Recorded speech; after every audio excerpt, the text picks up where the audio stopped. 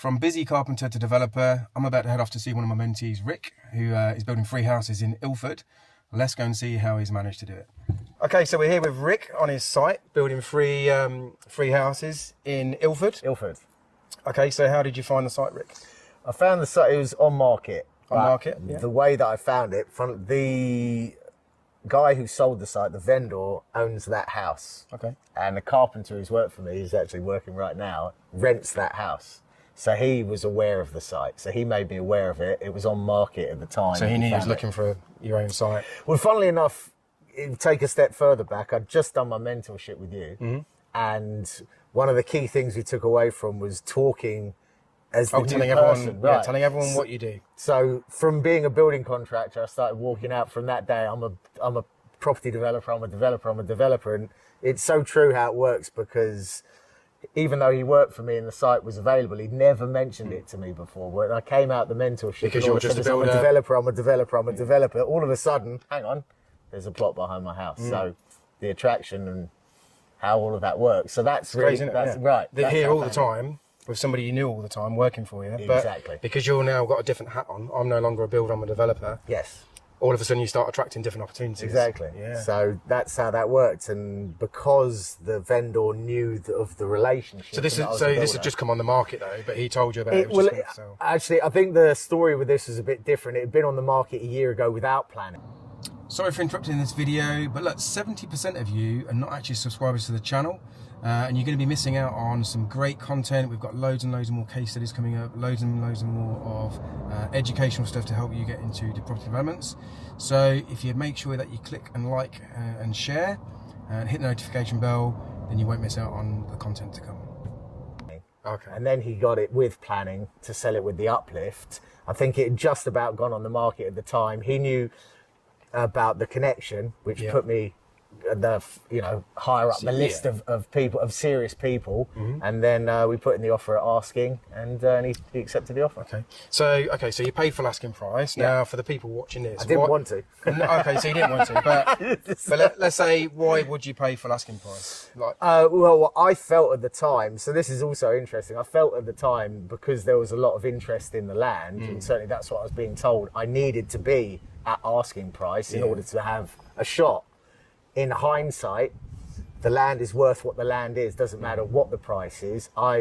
If I had to do it all again, I would have gone in 50 grand less, and I'd have stuck to my guns. Because, but I suppose like the lenders wouldn't have probably given you the money, right? If you'd have overpaid for it. Yes. And also, as time's gone on, I'd probably say the market was okay when you bought it. It's gone down. It's back up again. Right. So it's probably corrected itself a little bit. Hopefully, we are on. I think we're on the rise of a good market. It looks like that. A site like this, we were just saying, like we've just come through Chigwell, which is expensive. Yeah. Houses and sites like this are probably quite hard to find, and will be snapped up like that. So demand will be pretty. This is what we're hoping, and this is the feedback. But obviously, the proof is in the pudding. So yeah, we've tried to not overspec them and build them, put the materials in there to get the value of what they're worth. Obviously, we'll see what happens when we finally start showing them, which is only a couple of weeks away. So you're about to put them on the market in a couple of weeks? We've already started marketing them, but we're not able to bring people around. Yeah, well, you said you've just put the stone in the road. Only put the stone in, and most people don't have imagination these days. And I get it; they want to touch, feel the quality of the kitchen and the doors. So we've got the kitchens on site. Once they're installed, then we'll start bringing people around. So I think the agents starting this Saturday, because they've already had them marketed for about a month to generate interest, and they've got people who are interested. Yeah, because the thing is, if you market them too early and someone's sold their house, right, and they're in a chain, and you're going to be, say, 16, 18 weeks, it's too long in the chain. So really you want to be 8 to 10 weeks, which is, like you say, your kitchens and tidying. We had this conversation a lot, and it was kind of, we're pushed to get them on the market to bring people around, but then you miss your shot. And then you've got the other side of it, that they appear to have been on the market for some a long holidays period coming of up time. as well. So you're in before some holidays. Right. So like you say, you've probably got 3 or 4 weeks where people will be looking. Right.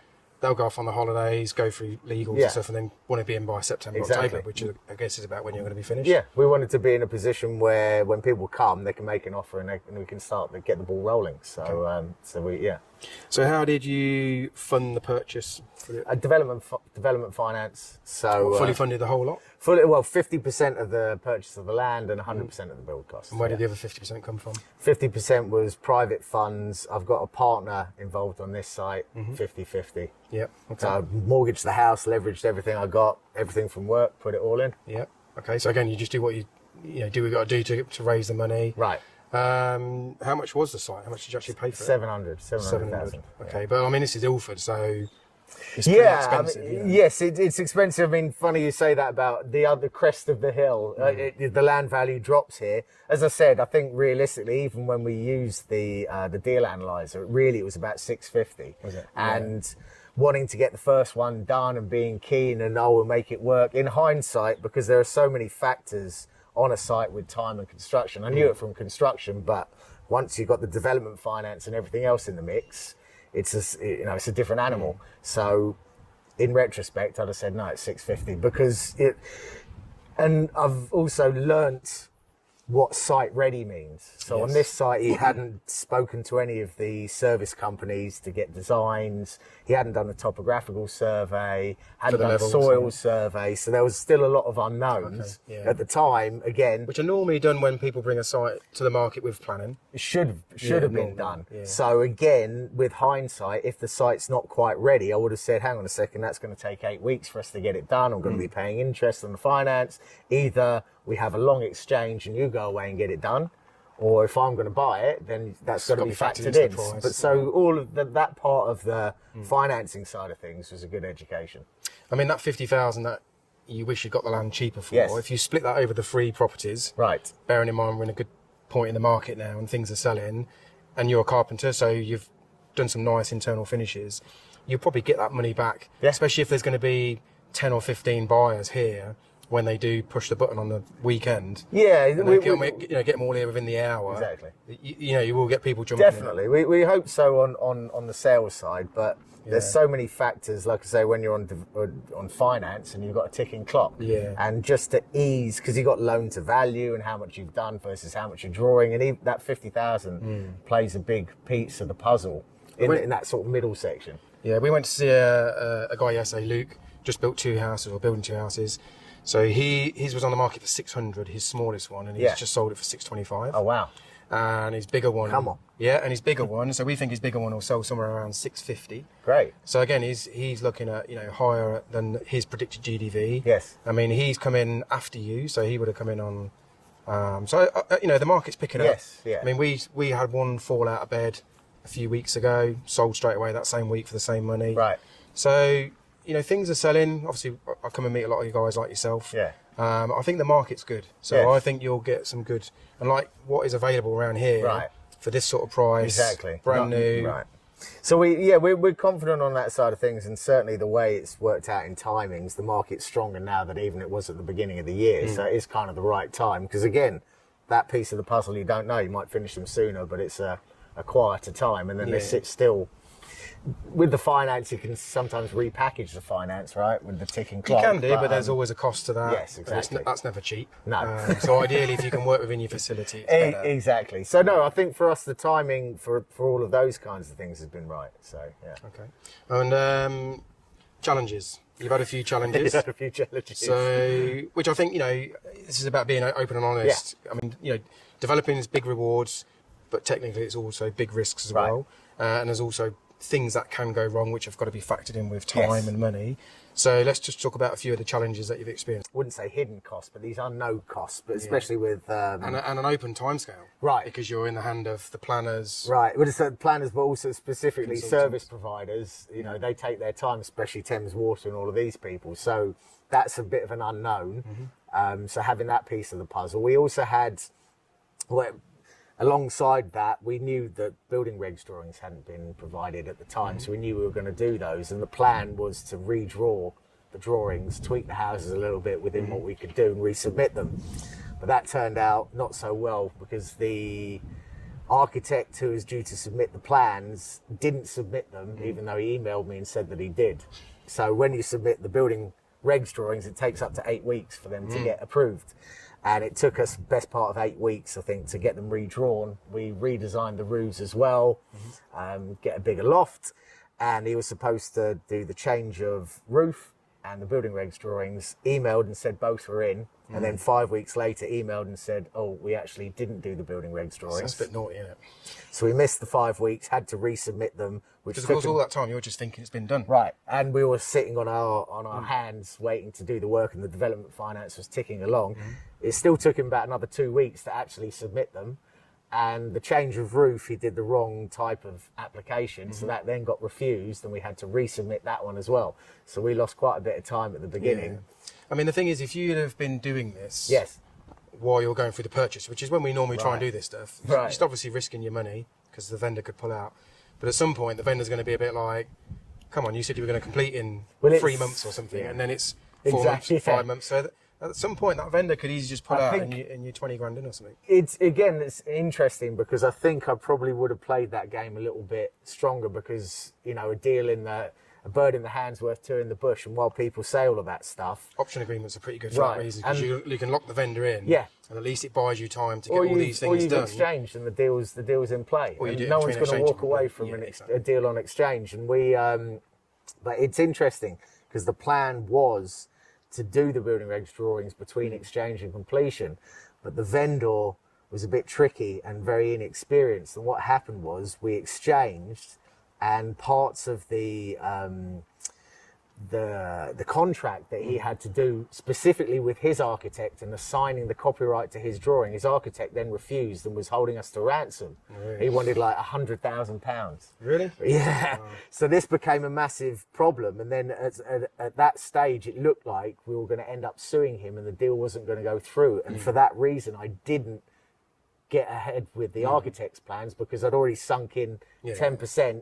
And all of the legal fees, and I thought it's going to take us 1 year to 2 years to get into court, and it could take 5 years to get the money back. So that put the stop on it, and then as it transpired, we did it later, and we ended up having a delay anyway. So it was an interesting set of circumstances. But yeah, exactly. So the key learning is, you know, you need to have your red lines, and you need to stick to them. But you know, I always think like when you do a site, and every site's different. It's only really when you look back and you think I could have done that differently. I wish I'd spoken to them sooner. Yeah, I mean, look, you know, we have it as well. You know, we've had to sort of get rid of one architect that we've been working with for years and use another one because they just seem to get too forgetful, and those forgetfulness was costing us the time and frustrations because you know you want to get started in the summer and work through the summer and. So sometimes you just got to get rid of these people, and it shouldn't happen. Well, it's interesting because some people don't so focused on their own costs and making money, they forget that you are also in the same pot trying to make money. They haven't got a developer head on, have they? They're just like, or even a business owner's head. Right, I'm getting paid, or I'm not getting paid enough for this, and it's like, look, we're all in this same piece, and we're all.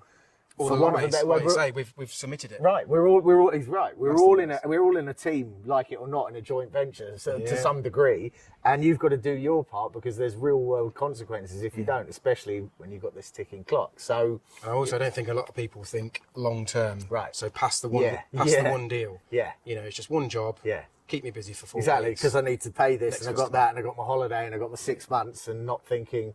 Exactly, this is a developer and this could be a long-term thing and get a good partnership here. Agreed. So finding the right people, your power team. Yeah, and you know, your first development, you're probably going to find 50% good people, 50% that out of over 50%, you probably wouldn't use 40% of them again. Right. You'd maybe use 10% if you want, if you had to. Yeah. But that 40% will be gone and you'll have to replace. So the second time you do a development, you know, you're not looking for as many team members. Yeah. And it's exactly. Get lucky. It's that compounding of experience. The more you've been doing it, the more people you meet, you get the right team. But it takes time. Some people are lucky and they hit the ground and they find good people off the bat. But more often than not, you don't. I mean, like, you know, some people, if they're in construction and trades, they do bring their team in. Yeah. Depending on what that team's used to doing. Like site work's very different to working at people's houses. Yeah. Like most guys, we have on a price as well.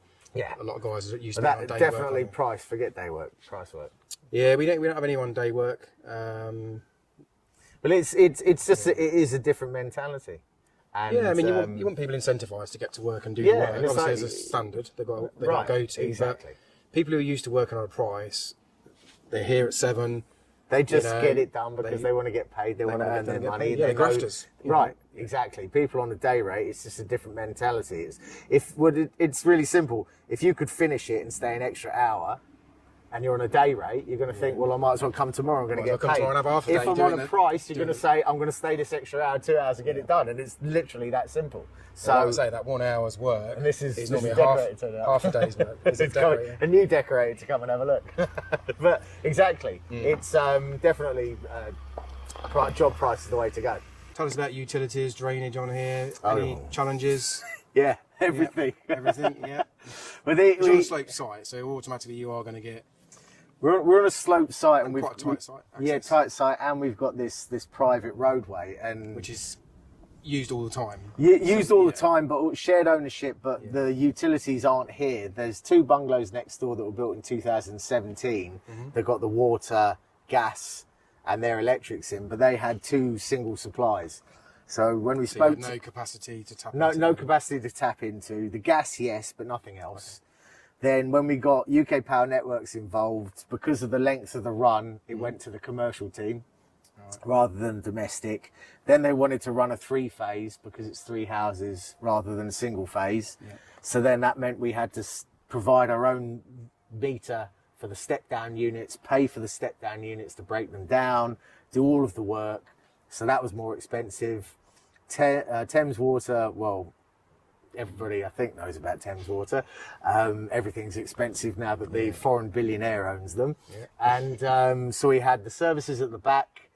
For the sewage, we had to pay for that connection, which was 15 grand with a design and a connection. BT wanted 6.5 grand to get the telephones here, and we got to put a chamber in the road, which is like bomb-proof because it's in the road. The spec's ridiculous. The gas company wouldn't sign off our design. It's been a year. We're still waiting for them to sign off the design so that we could adhere to the gas. Yep. And the water was Thames Water again, and they want to charge us twice for the infrastructure charge. So we're paying 5 grand just for an infrastructure levy. Yeah.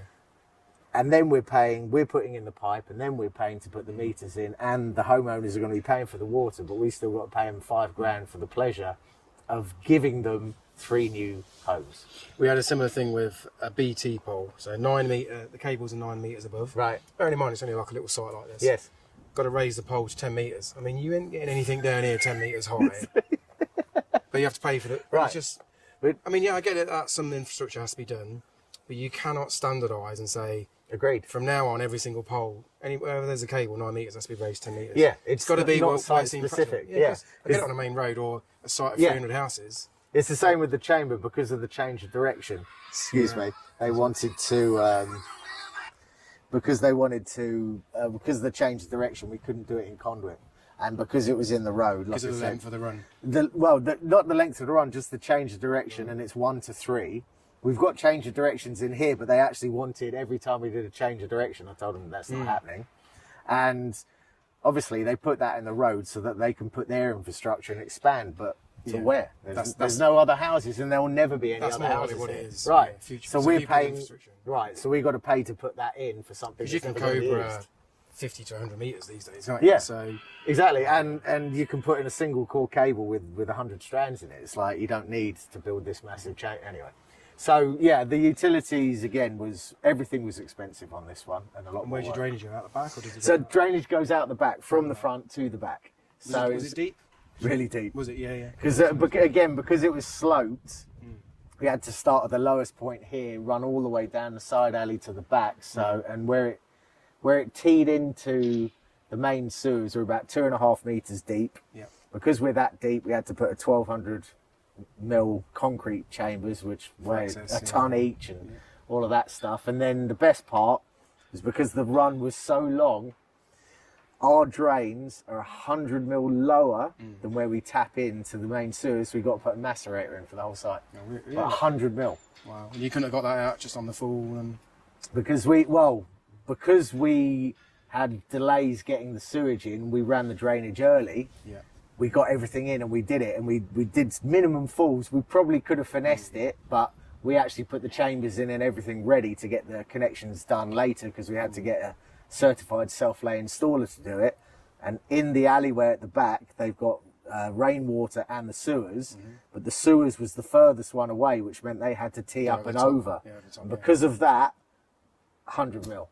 And so you've got to have a management company for that, for the macerator? Well, so we discussed all of the different options, and what we're going to do, the one plot that has it are going to have ownership of it, and the other purchasers are going to sign a license to go into it. Well, they're going to sign a license that they get to use it as long as they pay for the upkeep. Right. And to give this homeowner more leverage, we're going to give them all of the common areas. Right, and obviously, because everybody needs to use the macerator, if they don't pay, we're creating it so it's very easy for them to win if they have to go to court and get their costs back. Living so close, and it's not a massive fee. So we didn't want to get it complicated, because if we did a management company, and then we were going to have to put a different electrical supply at the front, and then have another UPN number and all of this kind of stuff. So we've just basically given it to the one homeowner.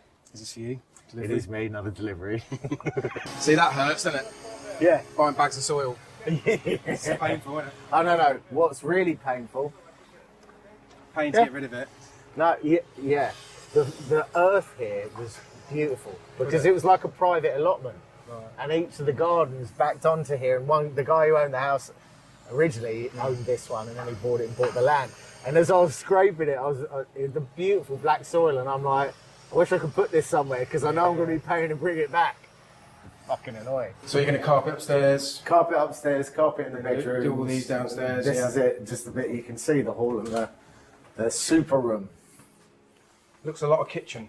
It's 2 kitchens. Oh, 2 kitchens. For both right. houses. Oh, okay, that's one. And all of the appliances. Oh, so you can get all the floor finished in there. Right, and then we're going to take it and then drop back in here and do all the back. Yeah, we just got to infill that little bit there and one row there. Then we'll just throw the skirts on, finish the architrave, and then that's it. The kitchen's going. So a couple of days. Stairs are coming. Stairs are coming this week. Just don't have a day. They go in. That's it. And then it's ready for decorators. Second fix electrics. The houses are done. So what do you think? About 6 weeks on something like one of these now? Yeah. I think the biggest single item, let's say, is the solar panels. We've got to put a solar roof on each house. Right. I've just done on mine.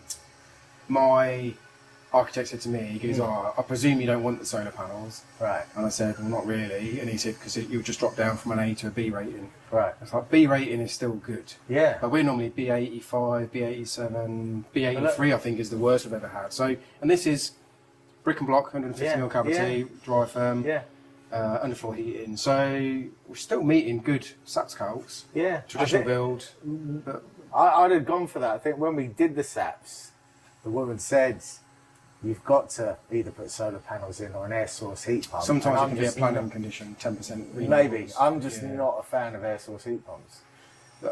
Well, I'm not a big fan of them because they don't get hot, for starters. Right. You've got to get them set up right. Yeah. So, again, there's lots of people out there that can probably install them. Yes. But you've got to be a mathematician to work out. And like we did one, my plumber's like really good. He's like a bit of a geek on when it comes to all the stuff, all the technology, and he's like, you can't use plastic, you can't have any more than a metre of 15mm away from the radiators. So expensive copper, obviously massive radiators upstairs. Right. So I think it's good when you've got the right person who knows what they're doing to install it. But if not, then pumps are going to be going and it's going to be expensive. But I think this is. I understand why they do it, but as I see things, eventually we're going to be on hydrogen. And that's going to be going through the gas lines. Because they've extended gas from 2025 But all of these new builds that don't have gas lines in because they went electric aren't going to be able to benefit from hydrogen because they're not even going to have the services. No. So I thought about that, but here the biggest. So you're on gas here though, so you're going. No, system boilers with a tank, but because of the price point, and I looked at the target market being empty nesters downsizing coming from their forever homes, so they know what they like. And I'm like, if I start shortchanging here and there, they're not going to want it, and then they're going to sit on the market. So every decision I made was, I want these to sell as quickly as possible. So we put a system boiler with a tank in, and all wet underfloor heating. And when it's new build, it's easier to do this stuff if you plan for it. But the air source heat pumps, the only place for us to put the inverter was going to be outside, in the garden, next to the back door. Then you need a massive cylinder. They blow such a gale. The wind is horrible. And I'm like, they have got quieter. But it's the volume of air. It's not the noise. Right. So when you stand at the door and it's blowing a gale, and imagine it's a nice summer day and you've got the door open and you've got a freezing gale. It might be quite nice actually sat next to it. But I just anticipated that was going to put a lot of people off because they were going to be right by the doors, blowing across the doors because we didn't have anywhere else to put them. And I thought, again, like I say, if you restrict on room, I want them to sell. So and I thought, ultimately it'll be hydrogen, so to have the services here will be better. Yes, it's interesting, the offset of the price, it was about the same for case solar panels. We wouldn't have had to have paid for the gas supply, we'd have paid a bit more for the inverter and the tank. Probably would have been cheaper, but I just felt it would devalue the houses and make them slower to sell. I think why you've got the opportunity to put gas in, which is why we changed our last site. Right. So originally it was going to be air source heat pump. Yeah. Financial did come into it because we saved like best part of 30 grand. Yes. Because of free units.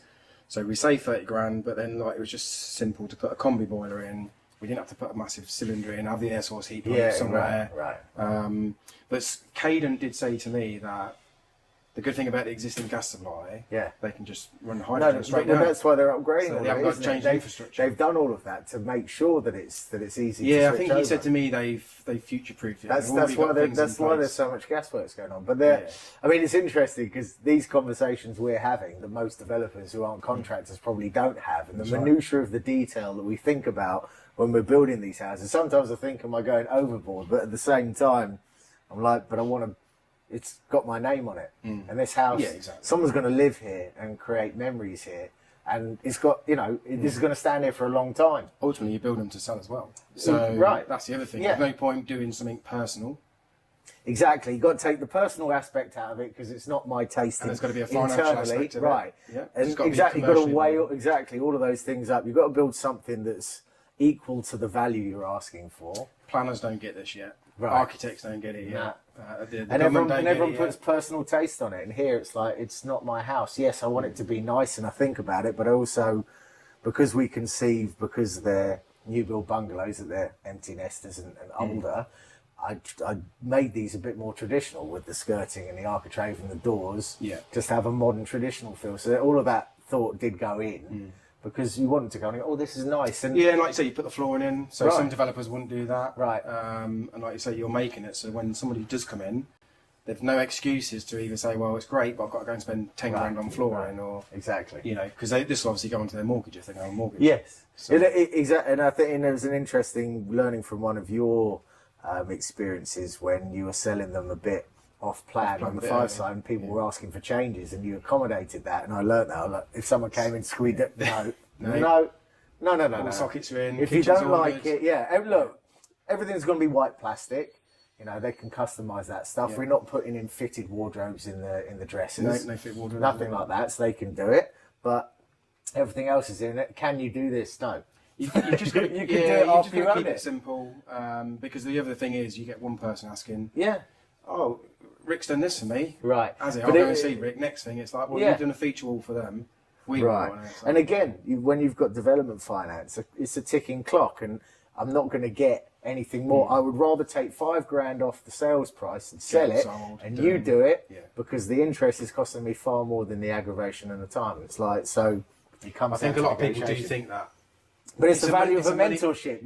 You had this conversation, and I was like, it makes more sense. Whereas pass on our I experience. probably would have, if I hadn't taken the route that I took to development, I'd have probably accommodated a lot. Well, people think it's a money-making exercise with charging for extras, and the big house builders do charge handsomely for it. Yes, but I don't really think you make much money. Well, I think if you're a big house builder, you've got economies of scale, and their build cost is so much cheaper that and they are making extra profit. They've got trades going up the wazoo. The trades earn the extra money because they're the ones doing the only extras. give you parameters. Right. Whereas when we do extras, it's almost like you can have what you want, you just got to pay for it. So then you might as well be a contractor working for a homeowner, right? Yes. And back and to get paid for it. Right, exactly. And there's a reason I don't do that anymore. So, we've just took all the decision making away. Yeah. The way we see it is that there's not much supply about. Yeah. You've got this choice, which is, like you say, a bit more premium, smaller cul-de-sacs, flooring in, better quality kitchens and stuff like that. Or you can go to the Barretts and the Persimmons And you're going to be living in a really small house. You're going to have 6 paving slabs out the back. Every little square footage has been crammed. And you're going to have the cheapest of kitchens. And, you know. Well, it's interesting that, because even the agents and a few people that have come around, they've all commented, which I thought was nice, but also surprising. The agents came in and said, as far as new builds go, this is the best, and I'm not saying this from an ego perspective, but from the quality compared to all of the new builds they've seen, this is the highest they've ever seen. See it straight away. Which surprised the shit out of me, because doing the homeowner stuff, which is even, you know, prime and ultra prime, I'm like, really? Yeah. For me, this is kind of... I mean, the big house builders still putting in, but they're 6-panel grain doors. They're just thrown together, and obviously the subbies are on price work, and they're just throwing in as much as they can. There's no quality control. Minimal kitchen units, right? So minimum amount. It's crazy. I mean, we saw the kitchen in the other house there, and you can see straight away it's a good kitchen. This is a German kitchen. Yeah, we spent a bit of money on it, but it's interesting because even if I went to Howden's. I wouldn't have spent much. Expensive now. Right, I wouldn't have spent much less. Yeah. But this is a nicer German kitchen, so again, even in their 85% sale in October. No, but it's like a kitchen of this size with the cabinets, with Howden's, with all the trade discounts, and still spending $7-8 grand, and then you throw the appliances in. Right, and by the time I've done that, you know, I spent 15 grand on these, and that's with a stone worktop and all of the appliances. And it's got the 2 double ovens, big tall fridge, freezer. It's got an induction hob. So I look at that. I saw Samsung appliances. Yeah, they're all Samsung appliances, washer, dryer, dishwasher, all integrated. I don't think that's expensive. Certainly with kitchens now. You've still gone Samsung on these as well. Yeah, all of the appliances are Samsung, I think, apart from the induction hob. But that might be Samsung. So one thing we do is visual appliances like your hob, oven. We go like Samsung, Bosch, whatever. Anything integrated, we'll just go Beco. Yeah, I think all of that. The supplier that I use, he got, you know, he does so many. He's like, Samsung will be comparable. So again, going with the right supplier, it kind of. And again, I think if you end up, there is something to be said about, I wouldn't say penny pinching, but watching the pounds. You know, £500 here, 1,000 there. But again, every decision I made was, am I shortchanging myself? Because when it comes to selling them, they've got to sell as quickly as possible. Yeah. And if I end up shaving 20-30 grand off the build price by making a few decisions, is that going to come back and hurt me? Because that's only a month's interest. Yeah. So I mean, these are all 1 beds? No, three beds. 3 beds. 3 bedroom, so 2 bathroom. Oh, yeah, downstairs is 2 bedrooms, family bathroom. Upstairs is a master suite. Just come straight past the rooms, didn't we? Yes, so upstairs is a master suite. So it's got an ensuite with you see the dressing room in the back. Yeah. And the big master suite. Size, yeah. So and all his and hers upstairs, his and her sinks, and So what sort of price would something like this sell for? I hope we can get close to 800. I think in this area, I don't think it's necessarily now comes down to the quality of the product. Where we live, where these houses are, I should say, 800, it opens up 4-bed detached or semis. And so we're competing with that. And the demographic here is mostly Asian, and they all have, I say that because they've got large families. Yeah. So the number of bedrooms becomes more of a priority. So when we're competing at that level, 800 is kind of our ceiling. But we know that these are new build chalet bungalows that don't exist. We know that the market essentially should be hopefully mortgage free and looking for a place, and we hope that offsets it. They're on the market for guide price of $750 each. Possibly, you know, also with these little cul-de-sacs, like we build quite a few of these little sites. Sometimes you do want to get families that actually want to almost live together in the same, but not in the same house. Yes, but they'll happily come. So you might even get that. We hope so. I mean, we did also look at someone who, you know, an investor who's going to rent them to the council, because we had to meet all of the disabled access regs. So that didn't come off. That would have been nice, selling all 3 in one hit. But I've got a housing provider that for assisted living. Yeah. So again, if ever you want to contact, and they will actually speak to you before you even buy the site to say, well, if you can do this, it's different planning class. Definitely. Yeah. And then they will agree to buy them off you at a set rate, and it's almost like full GDV. Yeah. So by the time you take in finance, but I think if you've already got that in the can, it offsets the loan to value price. Thanks. And better for lenders as well, because you've got well, exactly, and you know you can pull that in at any point, and it's the minute you hand over the keys. Right. As soon as you finished. Right. Payment done, so we just finish one. That's one off the balance sheet. That's 2 off the balance sheet. It changes everything, and even to sell them slightly under market value, you know, estate agent financially. fees. I mean, how much are estate agent fees Right. for selling 3 of these? Exactly. Too much. 30 grand? Something like that, yeah. It's crazy, isn't it, for sticking it on Rightmove? Right, exactly. I mean, I know they're going to do the viewings and stuff like that, but technically they are just sticking it on Rightmove. Agreed. A few photos. Yeah. It's money for a rope. So some people do choose to go and sell it on like mouse price and stuff I think like you that. can do all that stuff. We the were viewings themselves. lucky. We tried a few agents. These ones actually did some 3D renders themselves that they Did they? paid for. They did. is They unusual. came here, did some videos, shot some B-roll, put it out on TikTok, did some stuff. So they've done work for it as opposed to the normal. I'll just stick it on Rightmove. But obviously the proof's in the pudding. So we'll see. Okay, so yeah, cool. So what made you go for something like this rather than LVT? Is that just because This is your LVT. Is it? Click It's lock click LVT. tiles, yeah. So I'm a massive fan of LVT because it's durable, because of the price point, because of the variation in it. The click lock, I think, is relatively new. I've only seen it in the last 5 years. But you're doing that because you're carpentry based rather than doing it 'cause paying of- for a floor. No, again, wanted a floor, but because we've had loads of delays and everyone's busy, we haven't been able to do it. And I knew that I could do it. Personally, I'd have preferred not to have done it. But I knew that I could. And click lock's a little bit more forgiving if the floor's not perfect. We did latex it and get it pretty straight, so I know if we'd have done standard glue down, It it looks would good, have been though. good. It's nice. It's great. Yeah, it nice really colour, is. again, bit of Yeah, contrast with the right. white. Yeah. So again, we wanted to put a little bit of flash of personality in here, but not too much. Yeah. But so I think click lock LVT is the way to go. It gave us a bit of tolerance at thresholds. We got all 0 tolerance thresholds everywhere at the doors, and so there's an extra 6mm to play with and a bit of packing. But I'd really like LVT. Oh, so these are your bedrooms, yeah? So yeah, this is the door handle. Yes, exactly. So these are massive. The front bedroom. Yeah, it's a good size, isn't it? Yeah. Second bedroom's a bit smaller. So you're still going to run the flooring through it, or you're just... No, this is carpet. All the bedrooms are carpet, and stairs and upstairs is carpet. So bathrooms are tile, LVT's just in the hall, and the lounge, kitchen, diner. Yeah, like I say, even with those little windows, it's a bit of extra light, isn't it, in there? So Yeah, exactly. The one bedroom's a little bit dark because it's close to the fence. Because of fire regs, we couldn't put a bigger window in, and the sun comes on the other side. There's nothing we can really do about that one. But even little stuff on the design. You know, this was bay windows, and I know the cost of bay windows with the corner and all of the steels. So I built the bay. just built like a traditional... Just put 2 little piers on the side because I knew it was going to get us the look. And again, it's a little bit easier to build. So have you got one out of these 3? Because obviously you're similar stages by the looks of it. Yeah. Have you got one that you're prioritising to get... Well, I think the detached is slightly ahead of the others. So that one is the one we're prioritising first. But like I said, because we're so close, they're all going to be within a week of each other, really, 2 weeks. Yeah. So we come in a circle. So once we've got the floor down in there, we'll go back to that one and start the kitchen. Then we'll come in here, do the kitchen, and then we'll go in there and do the kitchen. But as I say, they're only going to be a week or 2 behind each other. And you can still do some outside work as well as inside. yeah, and this is why we're just pushing ahead with that. We're throwing the topsoil down because it looks a bit more aesthetic. We're throwing some shingle down the side, so when people come, it looks neat and tidy. And we've got the fence to put up around there, but we might do it now. It's not essential for us to sell them. And again, with the finance... Well, you've got your soil out down the road, so people can see roughly the size of the A garden. fence is a fence. Yeah. And again, we probably won't put the tarmac down until the first one's been sold, just from a cash flow perspective.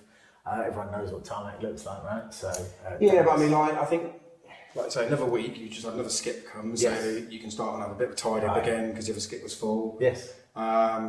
This stuff's just going to get fitted pretty quick. This will all be Before you know it, fitted, these everything, rooms will right, be everything, emptied. exactly, everything will be Yeah. clean, everyone can come around. The carpets, we can have a sample here if they want to see the carpet, but carpet's carpet, right? Yeah. Within reason. And once we get the lights in here, and Where are your lights? we skim first. Oh, you know where they are? Everything, we've Spotlights, got the drawings. Yeah, they're all spotlights, and it's all posi joists anyway, so you make one hole and you can see everything. Yeah. But we've got drawings for everything. It's nice and easy to go in. So the sparks will just have a nice clean run around the place. Obviously, it'd be nice to have the services live. That's the big factor for practical completion. Yeah. And even I know it's hot now, but even just to turn on the central heating, so when people come in, they can feel. Because I'm sure you know that when you walk into a house with a wet underfloor heating system, it's very different to a traditional house, because the heat's everywhere. Yeah. And I kind of pictured that if it does get a bit colder, if people come in and they feel that underfloor heating thing, that's also a big.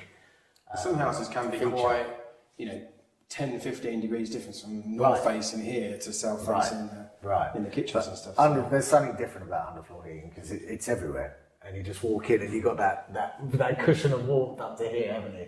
So it's as I say, we're just ticking off all the list, and then we can kind of just let the agents do what they're going to do. Put a bit of pressure on someone else for once. Yeah, I mean, we're just about to start building another site next month, hopefully. Yeah. Just building rigs gone in today, like I said. But we've got a downstairs bedroom. Yeah. And some people they don't like it, but I think now people are more liking it because kids are not kids anymore. They're still living at home at 30s. Yes. A lot of couples live together with their parents. Yeah. Like their son or daughter's got their boyfriends and girlfriends. People have kids early, and while they still stay here. So we get a lot of multi-generational families living together. And it's interesting because that change, the traditional bedrooms upstairs, but there's a lot of houses now where the bedrooms are on the ground floor because they open out onto the gardens, and the living space is upstairs because you get a better view. Yeah, even free stories. Sometimes they're the same. Right, and the lounges upstairs on the middle floor, and you've got 2 lounges. Right, so it's all of the rules have gone out the window, which I think is good. And you can have a bit of a choice because people do like that. Right. And like I say, this suits somebody who's probably got an older teenager living at home. Yeah. Parents upstairs on their own, got the whole floor to themselves. Exactly. Or it's the grandparents are in one of the bedrooms is a playroom or nursery / office / whatever it's going to be. Yeah. So we'll see. You're open to landowners with planning or without planning? Yeah, my ideal is without planning. Without planning. Without planning. So I can be more involved in the design and the uplift and all of these little pieces of the puzzle which weren't involved from day one. And for me, better. So, I mean, I think it's better if a developer starts off with the site. Yes. Rather than an architect. Right. And then the developer's either got to build it to that, Yes. which doesn't always work, or it's expensive to build, or it's just not been thought out. Agreed. Financially viable. Yeah. Exactly. And then, like you say, you can take it through, put your own stamp on it, do it correctly, commercially viable. Right. And that way, you can generally give the vendor more money. Yeah, I think you can pay them a higher price. Yeah, everybody can benefit on a joint venture. Yes. They can get more at the end. You can do a profit split. So, if I can get more plots on here or less, and you're both shooting for the same thing. Exactly. And so I like the joint venture model for many different reasons. So ideally, land without doing a joint venture. Well, you can definitely pay the landowner more money with a joint venture. Definitely. Because, like you say, they're technically bringing the land into the deal. Right. You're bringing the money and doing all the work, the construction, and taking it through planning. So for them, it's hands off. Yeah, they don't have to put they don't have to put their hands in their pocket one way or another. They can benefit from the experience of the developer, and at the end, they can get more of an uplift in their pocket at the end of the day if you do the joint venture way. And they're also not going to get messed about. Yeah, because there's a lot of developers out there who say, "Yeah, we'll pay this." Yes. And then a week before completion, they chip them. They pull the rug. Right. $100,000 less. Exactly. So it's not going to happen in a joint venture. No, because you're both locked in. Exactly. And vested interest in the partnership, and I think that's definitely the ideal solution. And what sort of areas? I mean, we're in Ilford now, but what sort of areas would you be looking for? Well, I'm Hertfordshire, Watford, so in and around. But Hertfordshire, I think, in terms of land availability, is a bit more difficult. Certainly in Watford, and I think Essex has got a bit more availability. But yeah, sort of Essex, Hertfordshire. Yeah. So you're willing to travel? Willing to travel, but it's the same thing. If you've got to travel more than an hour to work, it's not the hour, it's the inefficiency of it. If you need to pop to site and pop in the site's half a day, it's not practical. So within an hour's distance, but an hour up north could be a lot further because of the roads, right? But realistically, no more than an hour's travel. Okay, and you mentioned you're working with private investors, so you're open to looking for other private investors to work with? Definitely. Yeah. Definitely. Joint venture again, 50-50? Yeah, again, I think every deal is different. I think when it comes to investors, it's probably on a rolling interest. It depends on how much money they want to put in, doesn't it? Exactly, and if it's one investor versus 10 investors, right? And I think every deal is slightly different. But yes, to get a relationship with a few private money and establish that relationship, show what we can do, and build that. Yeah, because again, investors, if they're going to go out and find their own land, right, they've got to pay for a main contractor, convenience. So I think sometimes you're often better working with a contractor on a JV basis, so that you keep the cost down to a minimum, because you're going to obviously split the profit. So why would you go sticking in extras and charges and all this sort of stuff? It's the same thing as the landowner. If it's joint venture, partnership, and it works correctly, then obviously the balance is equal, and it's a partnership, and you're all in it together, and you can have more transparency that way when it's more of a transaction.